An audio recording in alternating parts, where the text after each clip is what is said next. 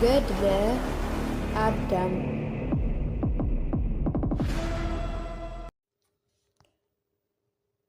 አንድ አምላክ በሚሆን በአብ በወልድ በመንፈስ ቅዱስ ስም የአባታችን የአዳምና የእናታችን የሔዋን የገድላቸው ዜና ይህ ነው።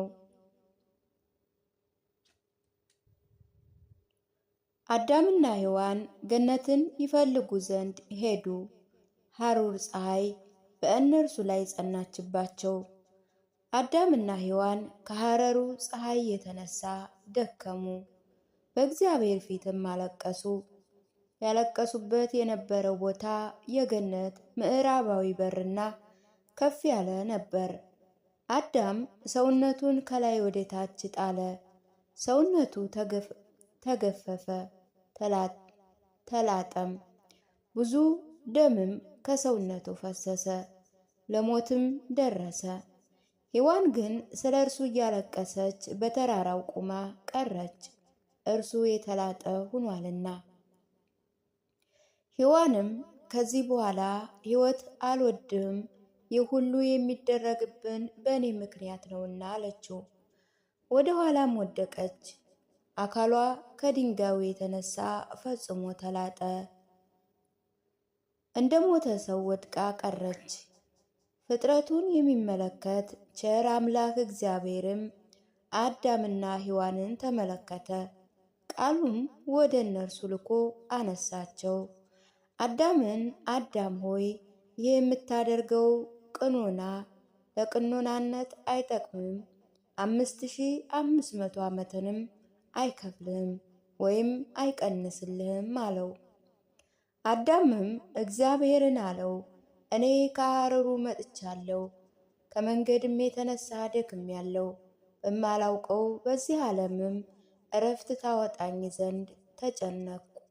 ምስጋና ይገባውና እግዚአብሔር አምላክም አዳም ሆይ ዕለታቶችን እስክትጨርስ ድረስ ይህ የሚሆን አይደለም፣ ከዚችም አድካሚ ምድር አላወጣህም አለው።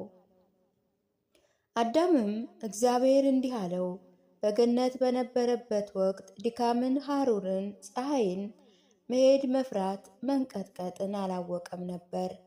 ወደዚች ምድር ከደረሰ በኋላ ግን ይህ ሁሉ ችግር ደረሰብኝ አለው። እግዚአብሔርም አዳምን ትእዛዜን ጠብቀ በምትኖርበት ጊዜ ብርሃኔ ጸጋም በአንተ ላይ ነበር፣ ሕጌን ባፈረስክ ጊዜ ግን ወደዚች የሐዘን የድካም ምድር ደረስክ አለው። አዳምም ግን አለቀሰ፣ እንዲህ አለ፣ አቤቱ ፈጣሪ ሆይ በእኔ አትጨክንብኝ፣ ግርፋትም አትግረፈኝ፣ እንደ በደሌ ብዛትም አትክፈለኝ። እኛ በፍቃዳችን ትእዛዝን ተላልፈናል፣ ሕግህንም አቃለናል። ጠላት ዲያብሎስም ባታለለን ጊዜ እንዳንተ አምላክ ለመሆን ፈልገናልና። ዳግመኛ እግዚአብሔርም አዳምን አለው፣ በዚች ምድር ፍርሃትን፣ መንቀጥቀጥ፣ መድከምን፣ ወደ ተራራ መውጣት መውረድንም እንድትሸከም እስከማድንህ ድረስ ይህ ሁሉ እኔ ስላንተ እቀበላለሁ አለው።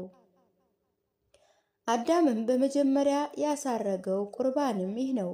ዳግመኛ አዳም አለቀሰ፣ እንዲህ አለ፣ አቤቱ አምላኬ ሆይ ለእኔ የሚገባውን መከራ እስከምትቀበል ድረስ እኔን ይቅር በለኝ።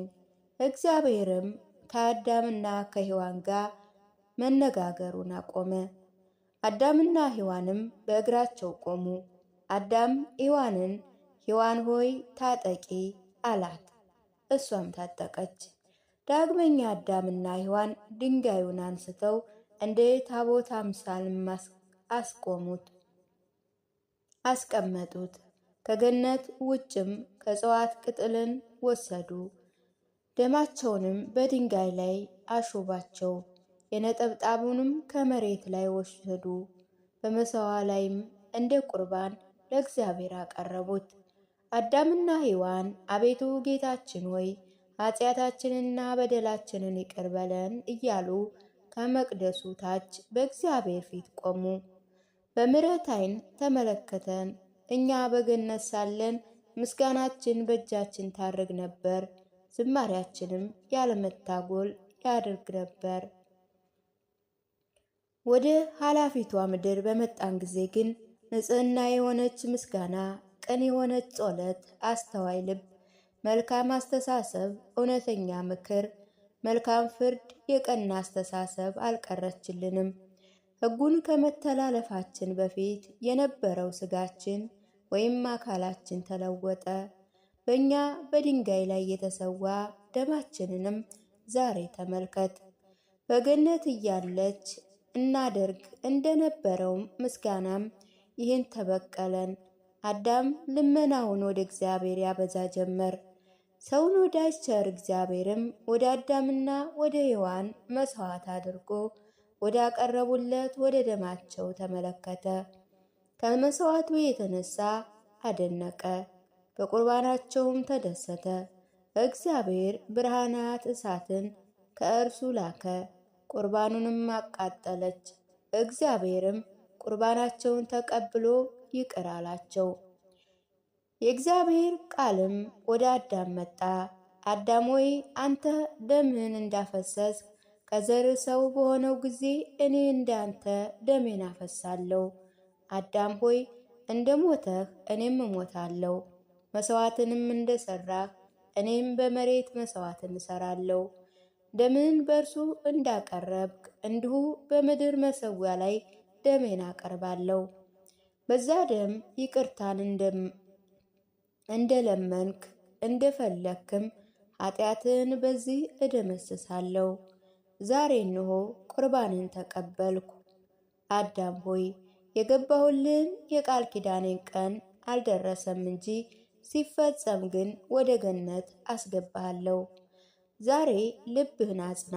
በአንተ ላይ ሐዘን በደረሰ ጊዜ ቁርባንን አሳርግልኝ አለው። እግዚአብሔርም በአዳም ሕሊና ያለውን አወቀ። እርሱ ብዙ ጊዜ ሰውነቱን ጎድሏልና ቁርባንንም ከደሙ ያሳረገለት ነበርና። እግዚአብሔርም አዳምን አለው፣ አዳም ሆይ ዳግመኛ በዚህ ሞት ሰውነትን አትግደል፣ ይኸውም በተራራ ላይ መዘረርህ ነው። አዳም እግዚአብሔርን ትእዛዝን መተላለፌን በአንድ ጊዜ ለማጥፋት በአእምሮዬ ስላሰበሁ ነው። ከምታምር ከገነት በወጣት ከእኔ ላይ ስለወሰድሃት ብርሃን ጸጋ ያለማቋረጥ ከአፌ ይወጡ ስለነበሩ ምስጋናዎቼ ታጎናጽፈን ስለነበር ብርሃን ጸጋ ነው አለው። ዛሬ ግን ራቁቴን ቀረው። አቤቱ ጌታ ሆይ ስለ ቸርነትህ በመጨረሻ አላጠፋኝም። ሁል ጊዜ ይቅር የምትለኝ ይሆን እንጂ እሞታለሁ፣ ታድነኛለህ። ስለዚህ ማንም ይጠፋ ይውደቅም ዘንድ እንደማትሻ ይቅር ባይ እንደሆንክ ታወቀ፣ ተረዳ። በአንዱስ እንኳ ፈጽሞ በክፉ ጥፋት አትፈርድም። ከዚህ በኋላ አዳምም መናገሩን አቆመ። የእግዚአብሔር ቃልም ወደ አዳም መጣ፣ እርሱም ባርኮ አጽናናቸው። የተወሰነ ዓመታት ከተፈጸመ በኋላ ሰውነቱን ያድን ዘንድ ቃል ኪዳን ገባለት። ዳግመኛ አዳም ለእግዚአብሔር መሥዋዕት ማቅረብ የመጀመሪያው ነው። ይህ ለአዳም ልማድ ሆነ። ዳግመኛ አዳም ሔዋንን ወሰዳት፣ ወደ ነበሩበት መኖሪያ ውስጥም ይመለሱ ዘንድ ጀመሩ። ወደ እርሷ በቀረቡ ጊዜ ተመለከቷት። አዳምም ሔዋንን በተራራ ላይ በነበሩ ጊዜ በእግዚአብሔር ቃል እንረጋጋ ነበር፣ ከእኛ ጋር ይነጋገር ነበር። ከምስራቅ የወጣው ብርሃንም በእኛ ላይ ያበራ ነበር። ዛሬ ግን የእግዚአብሔር ቃል ከእኛ ተሰወረ፣ በእኛ ላይ ያበራ የነበረ ብርሃንም ይሰወር ዘንድ ጀመረ። ጨለማ ሐዘን በእኛ ላይ ሰለጠነ። የእስር ቤት የመሰለ ቤት ወደ ውስጥም እንገባ ዘንድ ያስጨንቃል። ጨለማ በእኛ ላይ ይረጋል። አንቺ እኔን እንዳታይ እኔም አንቺን እንዳልመለከት በመካከላችን ይለዩልናል አላት። አዳም ይህንን ቃል በተናገረ ጊዜ ሁለቱም አለቀሱ፣ እጆቻቸውንም በእግዚአብሔር ፊት ዘረጉ። ፀሐይ በእነርሱ ላይ ታበራ ዘንድ ወደዱ። ከጨለማ የተነሳ ፀሐይ እንዳትጠልቅ እግዚአብሔር ያዘዘላቸው ዘንድ ፈልገው ወደ እርሱ ያዝኑ ይተክዙ ነበር። ዳግመኛ በድንጋይ ድንኳን ውስጥ ይገባ ዘንድ ጨለማን ከሚያዩ ሞትን መረጡ። እግዚአብሔርም የአዳምና የሔዋንን የሚያስጨንቅ ሐዘናቸውን ተመለከተ።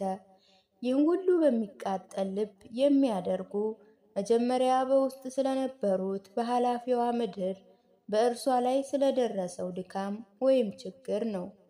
ስለሆነም እግዚአብሔር በእነርሱ ላይ አልተቆጣም፣ ችላ አላላቸውም። ቸርነቱን ያረዝምላቸው ነበር እንጂ እነርሱ ፍጥረቶቹ ናቸውና እንደ ልጅም ያስምላቸው ነበርና። የእግዚአብሔርም ቃል ወደ አዳም መጣ። አዳም ሆይ ፀሐይን ባቆማት ዓመታት፣ ሰዓታት፣ ወራት ይጠፋሉ፣ የገባሁልህ ቃል ኪዳኔ አይፈጸምም። ስለሆነ አንተ በዚህ በታላቅ ግርፋት ውስጥ ትቀራለህ፣ እስከ ዘላለምም ድህነት አይደረግልህም። ልቦናህን አስፋ፣ ዘመናቱ እስኪፈጸም ድረስ ሌሊት በመቆም ሰውነትህን አሳምን። ያን ጊዜ የቃል ኪዳኑ ዘመን ይደርሳል፣ መጥቻ አድንሃለሁ። አዳም ሆይ የሰራቸውን መልካም ተግባራት ባየው ጊዜ እንድታዝን አልወድም። እንዴት እንደመጣህ አይቼ ይቅር እልህ ዘንድ በወደደው ነበር፣ ወደ ገነትም በመለስኩ ነበር። ነገር ግን ከአፌ የወጣ ቃል ኪዳን አይመለስም፣ አይታጠፍም።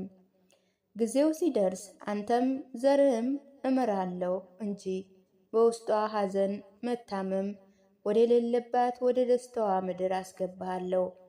ዘወትር ፍጹም ደስታ፣ የማያልቅ የማይጠፋ የማያቋርጥ ምስጋና ያለባት ገነትም ያማረች የማታልፍም ናት። ዳግመኛ እግዚአብሔርም አዳምን አለው፣ ሰውነትን አጠንክር፣ ወደ ቤትም ግባ። የምትፈራው ይሄ ጨለማ አይርዘምም፣ 12 ሰዓት ነው እንጂ። ይሄ ሲፈጸም ፀሐይ ይወጣል። አዳምም ይህን ቃል ከእግዚአብሔር በሰማ ጊዜ እርሱም ሔዋንም በፊቱ ሰገዱለት። ልቦናቸውም ተረጋጋች።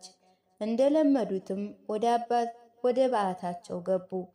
ከዓይናቸውም ዝናብ ይፈስ ነበር፣ ከልባቸው ያለቅሱ ነበር። ነፍሳቸውም ከሥጋቸው ትለይ ዘንድ ይሹ ነበረ። በሌሊት እስኪጋረዳቸው ድረስ ይጸልዩ ዘንድ ቆሙ። እርሱ ከእርሷ ተሰወረ። ለጸሎትም ቁመው ነበር። ቁመው ሲጸልዩ የመልካም ጥላት ሰይጣን ምትሃት አደረገባቸው። እግዚአብሔር ከእነርሱ ጋር ይነጋገር ነበረ፣ ያረጋጋቸውም ቁርባናቸውንም ይቀበል ነበር። ሰይጣን ግን ምትሃትን አደረገ፣ ሰራዊቱንም ሰበሰበ። በእጆቹ የእሳት መባረቅት ነበሩ፣ በታላቅ ብርሃን ውስጥም ነበሩ። ዙፋኑ ከቤቱ በር አጠገብ አስቀመጠ። ከጸሎታቸው የተነሳ ወደ ውስጥ መግባት አልቻሉምና በአዳምና በሔዋን ላይ እስኪታበራ ድረስም በቤቱ ውስጥ ብርሃን ሞላ። ሰራዊቶቹ ያመሰግኑ ዘንድ ጀመሩ። ሰይጣን አዳም ብርሃን እስኪያይ ድረስ ይህን አደረገ። አዳምም በሰውነቱ ብርሃን እንደሆነ ያስብ ነበር።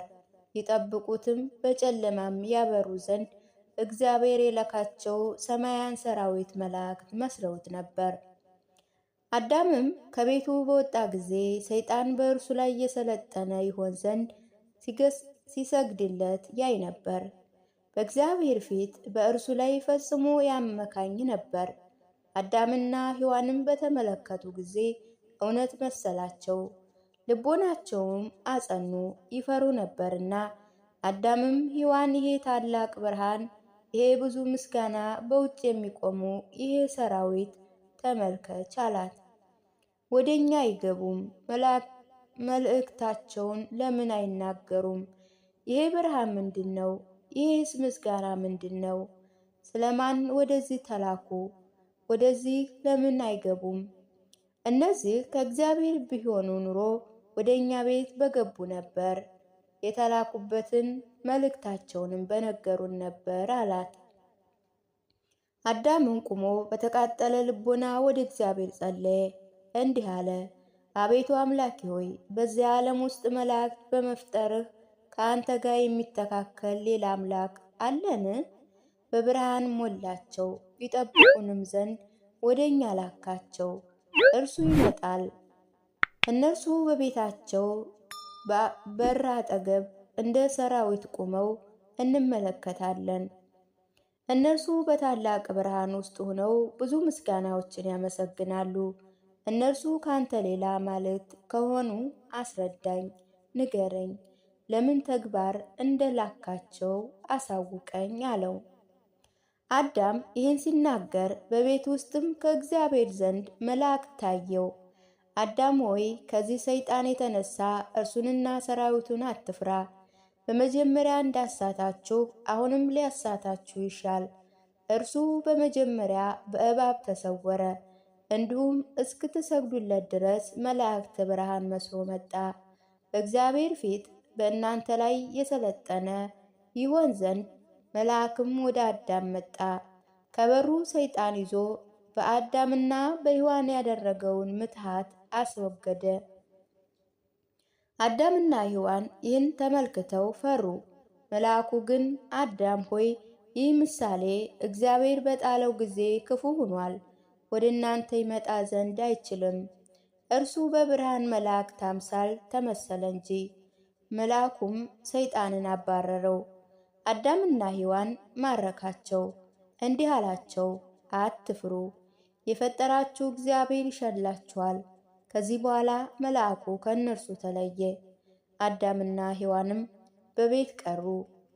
መረጋጋት አልነበራቸውም፣ ተጠራጣሪዎች ሆኑ እንጂ። በነጋ ጊዜ አዳምና ሔዋን ጸለዩ። ገነትን ይፈልጉ ዘንድ ከቤት ወጡ። ሸንጋይ ሰይጣን በተመለከታቸው ጊዜ ልቦናቸው ወደ እርሱ ሆናለችና ስለ እርሱም አልተረጋጉም። እነርሱ ወደ ገነት ሄዱ። ሰራዊቱንም ሰብስቦ ያስታቸው ዘንድ በደመና ላይ ወጣ። አዳምና ሔዋን በመላእክቱ ጊዜ በምትሃት ውስጥ ስለነበሩ የእግዚአብሔር መልአክ ከገነት በመውጣታቸው ያድኗቸው ዘንድ የመጡ እንደሆኑ አሰቡ። ዳግመኛ ወደ ገነት የሚመልሷቸው መስሏቸውም ነበር። አዳምም እጁን ወደ እግዚአብሔር ዘረጋ፣ ስለሱ ያስረዳው ዘንድም ለመነ። የመልካም ሁሉ ጠላት ሰይጣን ግን አዳምን አለው፣ አዳም ሆይ የታላቁ የእግዚአብሔር መልአክ ነኝ። እነሆ ሰራዊቶቼ ከበውሃል። እኔና እነዚህ ወደ ገነት እንወስድህ ዘንድ እግዚአብሔር ላከን። ከደቡብ ንጹሕ ወደምትሆን ውሃ በዛችም አንተንና ሔዋንን እናጠምቃችሁ፣ ዳግመኛ በደስታ ወደ ገነት እስክትገቡ ድረስም እናሰርጋችሁ አለው። ይሄ ቃልም ወደ አዳምና ሔዋን ልቦና ገባ። አምላክም ፈጥነው እንዳይረዱት ንግግሩን አቆሙ። በገነት ውስጥ እያለች ሔዋን እንደተሸፈነች እርሱ ይሸፈን እንደሆነ ኃይሉን እስኪረዳ ድረስ ታገሰ። ሰይጣን ግን አዳምና ሔዋንን ጠራቸው። ኑ ወደ ባህሩ ውሃ እንሂድ አላቸው። አዳምና ሔዋን ተከትለው ሄዱ ዘንድ ጀመሩ። እርሱ ከእነርሱ ርቆ ይከተላቸው ነበር። ከገነት በስተደቡብ በኩል በደረሱ ጊዜ እርሱ ከላይ ነበርና መውጫ አልነበረውም። ዲያብሎስ ከአዳምና ከሔዋን ቀድሞ እስከ ተራራው ራስ ወይም አናት ድረስ በእውነት አወጣቸው። ምትሃትም አልነበረም። ከተራራ ላይ ይወረውራቸው ዘንድ ወደደ፣ የገድላቸውም ዘንድ ይፈልግ ነበርና። ከምድረ ገጽ ያጠፋቸው ዘንድ መሬትም ለእርሱና ለሰራዊቱ ሆና ትቀር ዘንድ ቸር እግዚአብሔር ሰይጣንን ተመለከተው። በብዙ ምክንያት አዳምን ይገድለው ዘንድ እንደሚሻ እርሱ የዋህ እንደሆነ ተመለከተ። ከእግዚአብሔር ታላቅ ቃል ወደ ሰይጣን ወጣ፣ ረገመው። እርሱ ሰራዊቱም ሸሹ። አዳምና ሔዋን ከተራራው ራስ ቆመው ቀሩ። ወደ ታችኛዋ ታላቅ ዓለም ተመለከቱ። እነርሱ ግን በጣም በከፍታ ነበሩ። ካዩአቸው ሰራዊት አንዱስ እንኳ ከእነርሱ ጋር አልነበረም። አዳምና ሔዋን በእግዚአብሔር ፊት አለቀሱ። ከእርሱ ይቅርታን ፈለጉ። ቃልም ከሰማይ ወደ አዳም መጣ፣ እንዲህ አለው። እርሱንም አዳምንም ሰይጣንን እወቅበት፣ ልቡም አድርግ። እርሱ አንተን ከአንተ በኋላ የሚነሳ ዘርህን ያስት ዘንድ ይሻልና አለው። አዳምም በአምላኩ በእግዚአብሔር ፊት አለቀሰ። ከገነት ሥራን ይሰጠው ዘንድ ፈልጎ ለመነ። ምልክት የሆነውም ይረጋጋም ዘንድ እግዚአብሔር የአዳምን ሐሳብ ተመለከተ።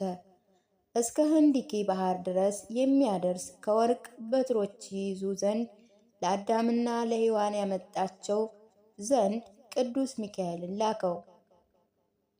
ይህም አምላክ በጥበብ ያደረገው ነው። የወርቅ በትሮችም በአዳም ዘንድ ይቀመጡ ዘንድ የጨለመው ፍርሃት ከእርሱ ልብ ይርቅ ዘንድ እግዚአብሔር ትእዛዝም መልአኩ ቅዱስ ሚካኤል ወረደ።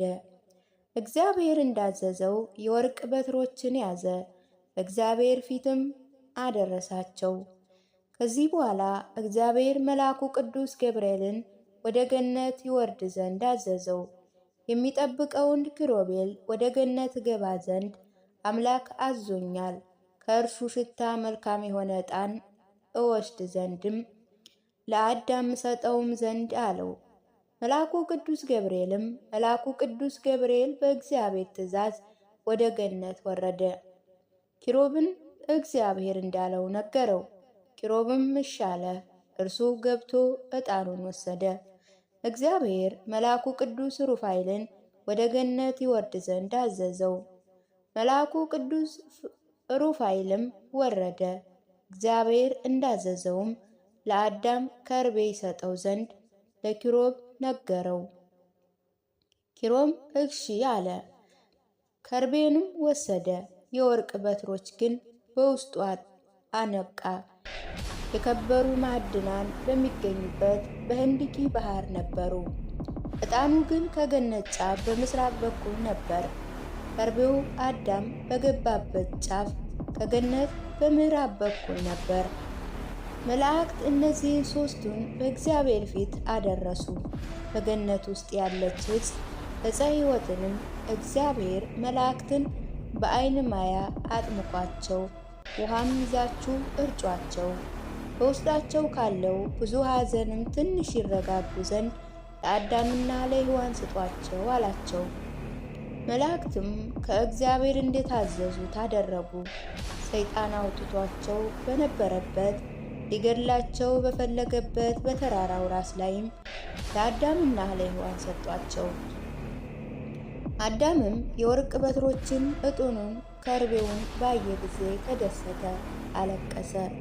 ወርቅ ከእርሱ የወጣ የነገሥት መላእክት እንደሆነ፣ ዕጣንም ከእርሱ የተወሰደ የብርሃናት ክህነት ምልክት እንደሆነ፣ ከርቤውም በእርሱ ያለ ሐዘን ምልክት እንደሆነ አሰበ። ከዚህ በኋላ እግዚአብሔር አለው፣ አዳም ሆይ ተረጋግተህ ዘንድ እኔ በገነት ሥራን ፈለግ። እነሆ እነዚህ 3 ምልክቶችን ትረጋጋባቸው ዘንድ ላንተ ሰጠው። ላንተ በሰጠው ቃል ኪዳኔ በእኔ ታመን ዘንድ እኔ መጥቼ አድንሃለሁ። ሰው በመሆንበት ጊዜ ከነገሥታት ወርቁን፣ ዕጣኑን፣ ከርቤውንም ያመጡልኛል።